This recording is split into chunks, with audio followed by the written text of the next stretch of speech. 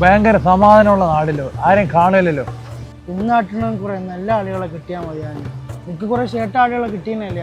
ഇവിടെയാണ് നല്ല ആളുകളെ കിട്ടുമെന്ന് ആൾക്ക് തോന്നുന്നുണ്ട്. ബാ, നമുക്ക് നാട്ടിന് ഉൾപ്രദേശത്തേക്ക് സഞ്ചരിക്കില്ല.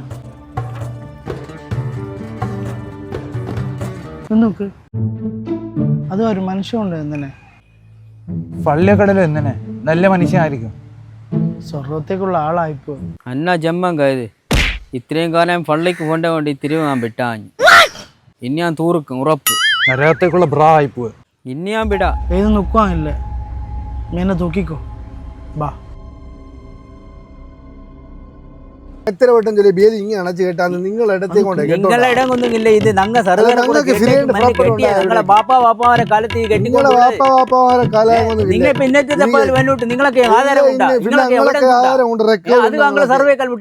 ശാല പാത്ത പറഞ്ഞില്ലാവല്ലേ ഈനുമുള്ള പണി നാം എടുക്കും. കലക്ക് കലക്ക് ഇതെല്ലാം പഠിച്ചോ കാണ്ടെന്നുള്ള ബോധം ഉണ്ടാവുണ്ട്. ആര് കണ്ടാലും ഇത് എന്തായാലും നാം കലക്കിയിരിക്കും. നിക്കല്ലോ ആളെ മൊത്തം കിട്ടണ്ടേ. നരകത്തേക്കുള്ള 2 പിറാകെല്ലാം. അപ്പൊ ഇതിനെ ഞാൻ തൂക്കിക്കോളാം.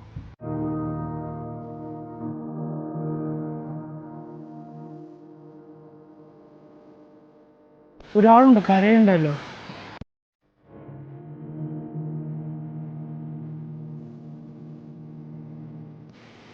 അയാൾ കരഞ്ഞോണ്ട് പോണ്ടല്ലോ. എന്തോ പ്രശ്നമുണ്ട്, അയാളെ പിന്തുടരാൻ പാ.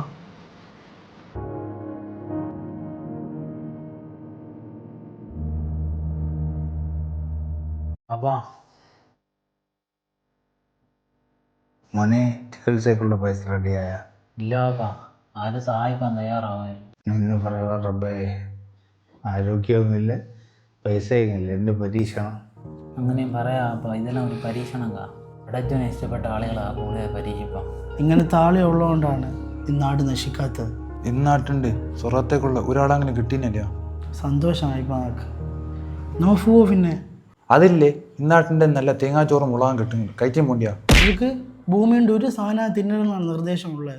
സ്വർഗത്തിൻ്റെ പലരെയും പുറത്താക്കി ഓർമ്മയുണ്ടല്ലോ. എടാ പോവാം. ഇന്നാട്ട് ശാലയും പിത്തനം പറയേണ്ട ആളുകളുള്ളത്. ഇനി നാം അടുത്ത നാട്ടിലേക്ക് പോവാം.